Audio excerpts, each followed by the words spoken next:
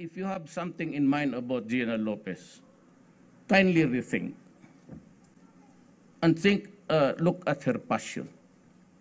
Maybe a little bit, hindi maano masyado, but you know, if tignan mo yung mining talaga.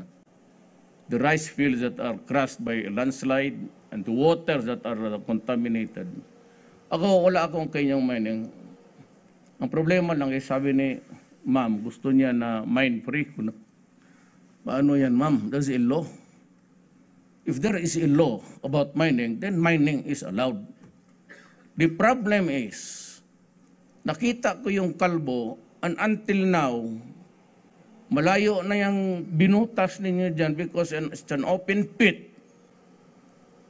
At saka, you know, pagka ganon, I have to support Lopez and I cannot help you. Let me just add that all you contribute to the country is about 70 billion in taxes.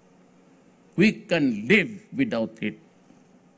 I would rather follow Gina na wag mo na lang minus the 70, maghanap buhay na lang tayo ng iba, get the 70 billion somewhere else, and preserve our environment. Wag na tayong magbulahan.